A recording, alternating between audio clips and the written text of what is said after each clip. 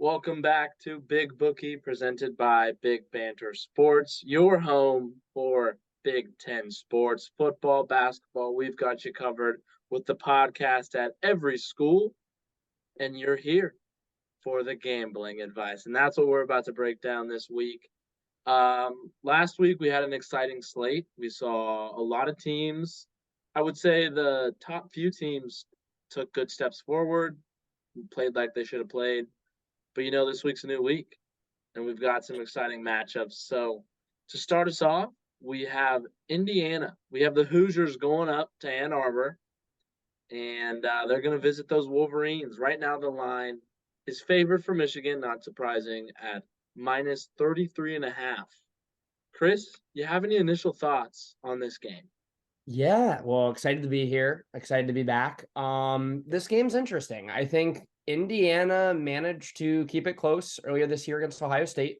I think some people might look at that and say, hey, this defense could maybe keep them in a ball game.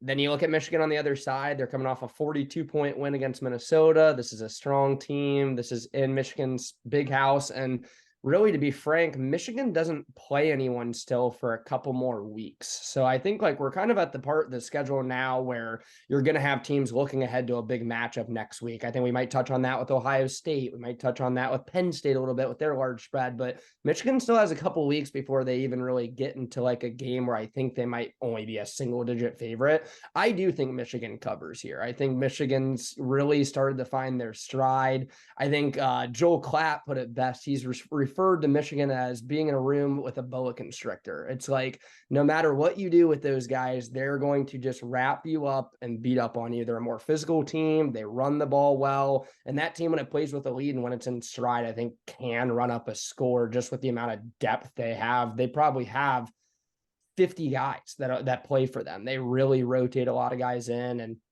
so I do think Michigan covers the spread. I don't really see Indiana scoring more than 7-10 points. I believe Michigan can get this score up to 40 points on their own, which would be enough to cover. So I do like Michigan this week. Yeah, no, I agree. I think a lot of people saw that Ohio State maybe stumbled out of the gate against Indiana, and they were like, okay, they held them to under 25 points. Like this might be a turnaround year for Indiana, and we've seen just not some good play following. And it's tough when you're going to one of the best teams in the country. I think we can confidently say that Michigan, offensively and defensively, just looks like one of the most complete teams in the country. And I agree. I think they're going to get the job done. They I just don't think Indiana has the talent necessarily, but also Michigan, when they get clicking and they get a lead, they are one of the scariest teams to play. And I'm looking forward to the matchups that we're gonna get. But again, we get a 33.5 line. Like it just seems like Michigan's gonna steamroll until they get into late November, and when you actually have to play those hard-nosed games in the cold against Michigan State, who's not the best this year, but Michigan State always plays them well. And then you have Penn State and Ohio State. So a lot to look forward to. Brandon, any initial thoughts on this game? You guys hit it on the head. Michigan is a unbelievably complete team. This might be the year for the Wolverines. They are number one in scoring defense. They are scoring almost 40 points a game. Have they played anybody yet? No, but is Indiana somebody? No, I don't think so. So I think Michigan gets up early and they're just going to run away with this game. Mid third quarter, it'll probably be about 35-3 maybe, and then we'll see if Indiana can muster anything, and I just don't think so. I think Michigan continues with maybe a 42-3, 45-6 type finish, and I think that's a very manageable 33.5, believe it or not. Yeah. No, as much as 33, anything over like 20 scares me betting wise, but they just look so complete. I don't have any problem taking them at that line. Next game, Chris kind of mentioned it. Ohio State visiting Purdue. Now, last time the Buckeyes visited, I'm not sure how many years ago it was, but it was a spectacular game for Purdue. It was a Tyler Trent honorary game, and so they had all the momentum. Everything was on their side, and Ohio State just came out flat-footed. Right now, the line, I believe, is 19.5. Brandon, let's start with you.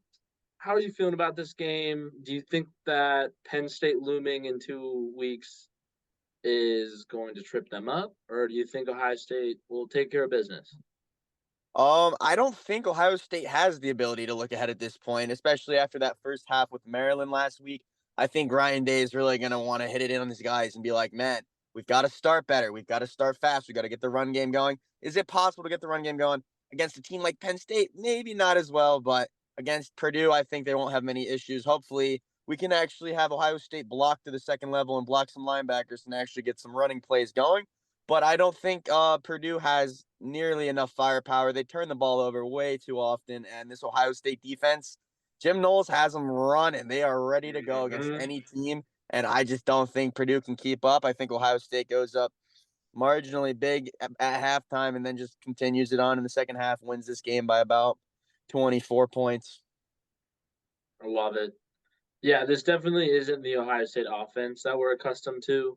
Um, but on the flip side, this is also not the defense that we've seen in the past few years. Jim Knowles is allowing his guys to play in space and play fast. And I think that's what's making the difference on the defensive side. I am interested to see how fiery Ryan Day comes out because I agree. I think this could be a trip up game, and I think a lot of people are circling it to be. But I am interested to see if Travion Henderson is healthy and gets back into that backfield. I think Chip and Meatball, Mayan Williams have been holding it down pretty well, but I would love to see him. He's had a lot of injuries, and would love to see him just back on the field for this game. Chris, 100%. where's your head at?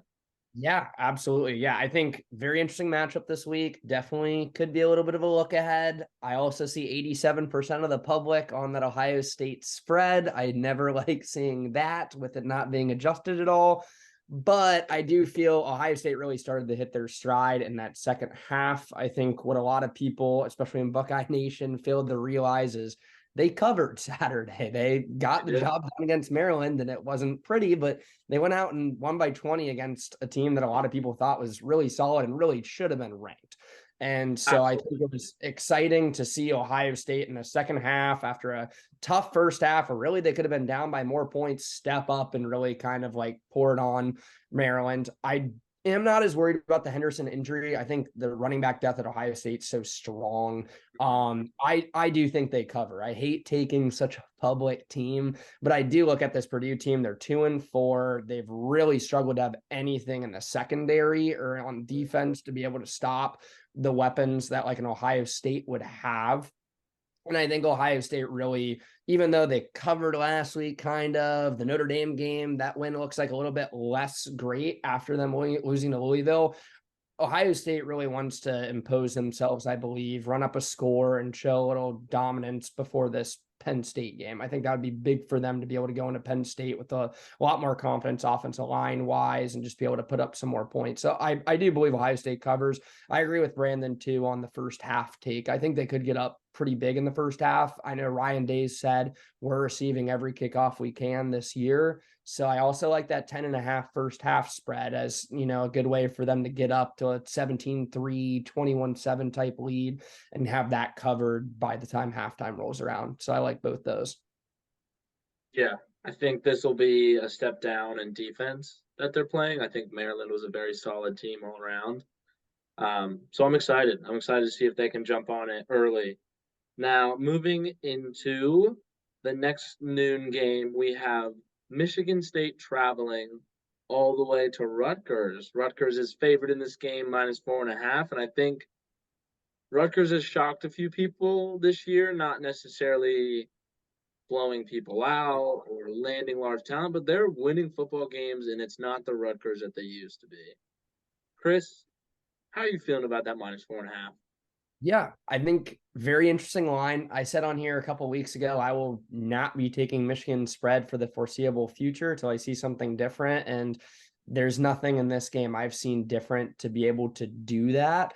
I look at Rutgers' schedule, and this team has really improved and has been really strong. But part of just being in the Big Ten when you're more of a bottom feeder team is it's going to be tough to beat the Penn States. It's going to be tough to beat Ohio State. I look at Michigan State as a game for them of this is a team that's usually pretty strong in the Big Ten. And for Rutgers to be able to at home beat Michigan State, I think would mean a lot to them. It would be a big victory for that program. And they've played well enough to where they should be favored by more points than they are. Looking at both teams, Michigan State's struggled to score more than 14 points in a game. I think they've done it once. So I do think Rutgers comes out and wins. I think it's going to be low scoring. I don't think it'll be the most exciting game. I don't think they'll run away with it, but I do believe something along the lines of like a 21-10 type football game. I just don't believe Michigan State has the offense to be able to hang with almost anyone in the Big Ten. Yeah, no, I agree. Brandon, where are you at on this game? 100% agree. So the fade the Spartans has been a thing ever since the Mel Tucker incident came upon us, and I am going to continue to do that until Michigan State shows a pulse in this season, and their offense is abysmal. This is a Rutgers team that we could very well see be bowl eligible before their bye in Week 9. They have Michigan State this week. They've got Indiana next week. Those are two very winnable games. And you know how badly the Rutgers faithful want to see that team go bowling. I think they get it done. I don't think it's going to be close. I don't think it's going to be necessarily a 17-point win, but I think Rutgers can take this game by double digits and start their march to bowl eligibility next week. Love it. I was gonna say, I think, just looking over the slate of games, I think this has got to be my play of the week. I've been riding Rutgers a lot this season. They have yet to let me down. I just think being at home, we know that Michigan State's on a down year, like Chris mentioned. I think this is the year that they finally break through, beat one of the higher caliber opponents, even though it is their down year. That's a win. Like we've said, it's huge for the program, huge momentum, huge for Greg Schiano, who's been there. He's trying to turn this program around, and I think this is the year that they finally do it. And I love the -4.5. I think that, like Chris said, I think it should be a little higher. I think it'd be closer to a touchdown. So I'm going to be slamming that this weekend. Now, moving into the later slate, we've got some 3:30 games and a 4 o'clock. We'll start with 3:30. You have the Illini visiting Maryland. Maryland is favored by 14 points. Brandon, where are you at on this game? Maryland -14 is a play I will be betting this weekend. Illinois, it's sad to see after last season, that almost dream season, going so close to the Big Ten championship game. But man, have they been a disappointment this season. They are honestly a couple plays away from not even having a win this year. And Altmaier, he's not been the worst, but he just has not had it. The defense has not had it. It's just very disappointing. And I think Loxley, Talia, they want to get back in those winning ways, especially after how last week ended, not getting the cover. They had the chances in the first half to go up on Ohio State way more than they did.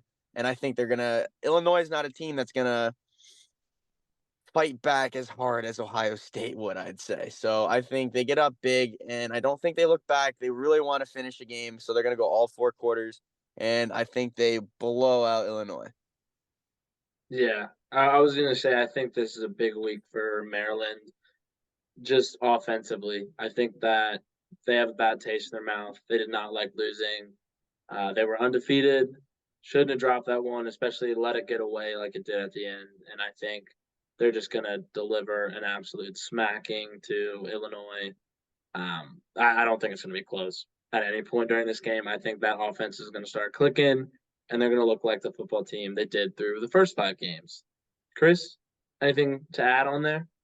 Yeah, might be a podcast record. We all have agreed on every game so far. I like Maryland as well, like you guys touched on. And I said before, Maryland's a really good football team. I think them hanging with Ohio State said more about them than it did about Ohio State to me. I think the media and a lot of other people might have felt Ohio State played poorly, and that said more about them. I really think Maryland's a solid football team. They went into the shoe prepared, and they played well at the beginning of that game, even though they weren't able to cover long term.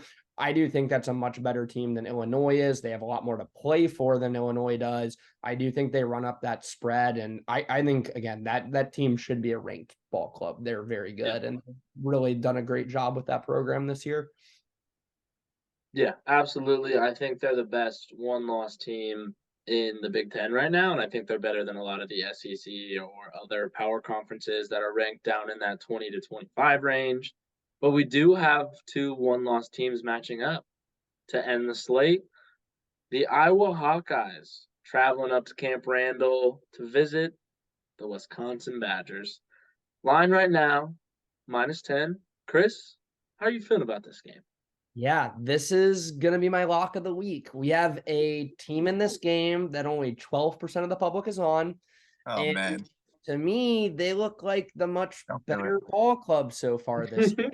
I like Wisconsin a lot. I think they're Oh, going good. to, yeah, Wisconsin's actually a public favorite. 12%, no shot. 12% on Wisconsin. Have This is a have the team public watch Deacon Hill throw a pass this season? I am stunned looking at what Brandon said. I mean, Iowa last week, I think, how far into the game did they go without completing a pass to a receiver? Very far into it. They Very, very far. cannot throw the football very well. They're not going to be able to score very well. And then you look at a Wisconsin team that really, they lost to a good Wazoo team. This Wazoo team, for those of us watching outside the Big Ten, has looked pretty solid in the Pac-12 in general. Has looked really good down the stretch. I don't think that Wisconsin loss is as bad as people have made it out to be. And I think Wisconsin's almost a little bit slept on right now.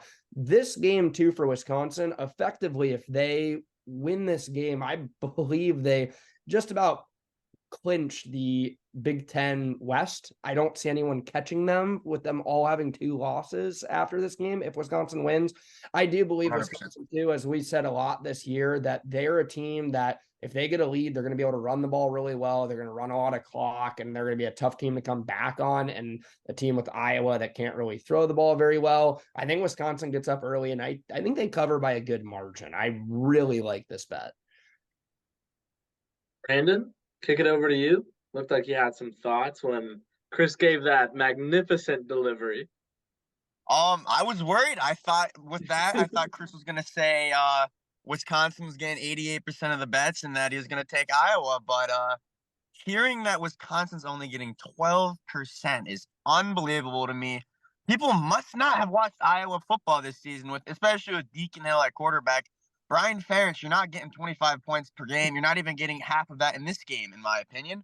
Um, I said after I had a parlay with Iowa against Michigan State, if they win this game for me, this is it. Regardless, they win or lose, I can't bet on this team. I can't stand this offense. Still can't stand it. I do agree with Chris. Wisconsin's going to absolutely run away with this game in the proverbial Big Ten West championship. And it's not even really the Big Ten West championship because Iowa, even if they win this game, I still see Wisconsin coming out of that division. I'm very low on Iowa, and as you know, with Wisconsin, my over 8.5 bet is alive and well. I think this team's going to get it done fairly easily. Camp Randall's going to be rocking, and it is going to be a great night for the Badger faithful. Absolutely. Chris, I will say I think I did fall into that trap a little bit. Just seeing that Wazoo loss, like it did not sit well with me. But then I remembered what they did that game as we were sitting here.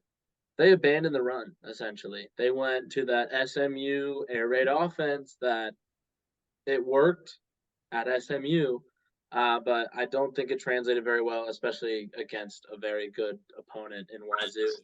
But I think, yeah, I think I'm back on Wisconsin. I think they had one tough matchup early in the season. Everybody kind of jumped off the bus, said, oh no, season's over. We might not get to 8.5 wins. But I think they will get it done. I think they have just a powerhouse backfield, and I think they have too much talent, and Iowa can't score. We've been over this for how many years? They just simply are not an offensive team. And so, unless in some miraculous way Iowa starts getting those defensive turnovers and touchdowns off of those, I think it'll be a runaway game. And I don't think I think Wisconsin is smart enough not to make those mistakes and turn the ball over. pretty light slate over these past few weeks. We've only had 4 and 5 games. It's a lot different from the beginning of the season when we had all the non-conference games. But any other futures that you guys want our listeners to hear, or any bets outside of the Big Ten that you're like, this is the play of the century? We're just trying to make these people money. Yeah, absolutely. I love that. I will say, looking at the Big Ten towards the future and the teams that are expanding, Oregon Washington is such an exciting matchup this week, especially looking at that as these are Big Ten teams soon. And then you have USC playing Notre Dame. USC as well going to be a Big Ten team soon. So exciting to see that like this growing Big Ten before it's even happened. There's exciting matchups. I think that Oregon Washington game is going to be super tough to bet. I don't know if I'm going to throw a pick out for that yet. Very excited to watch it. As far as futures go, right now is the time where I think some people might start looking ahead to the playoffs, might start kind of schedule shopping. I do believe good value bet. I like Ohio State plus 150 to go to the playoff. I maybe feel like a little bit of a homer on that, but I think this is similar to last year where if they can get through Penn State next week, which I believe they do, they'll be 5.5 point favorites. I'm sure we will touch on it next week.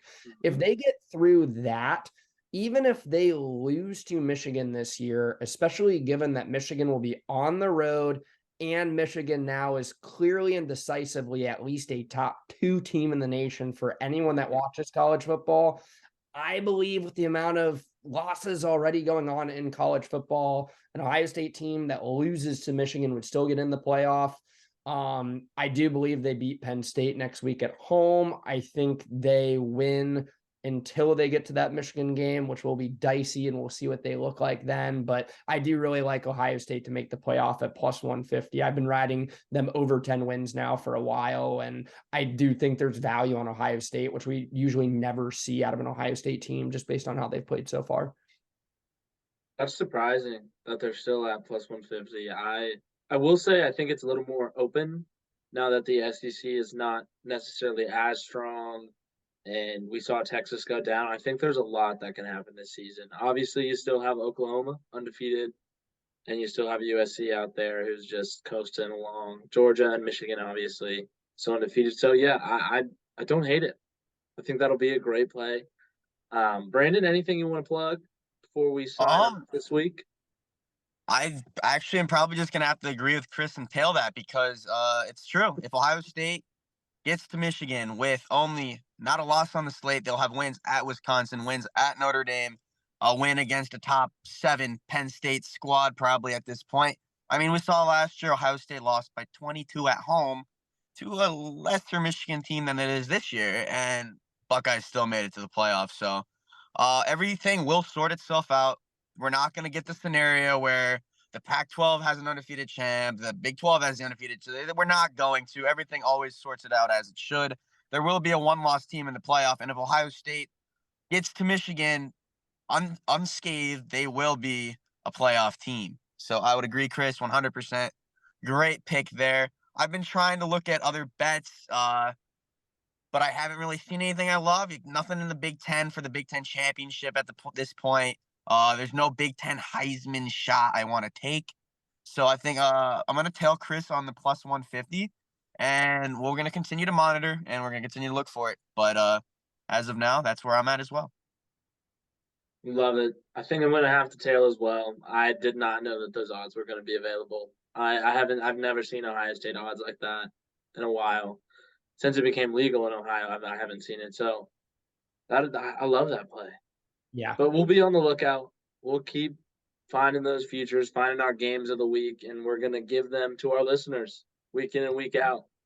Thank you guys for joining this week, and we will have this out Thursday, the 12th of October, right around lunchtime. And then Friday, stay tuned on our Twitter, Big Bookie BB.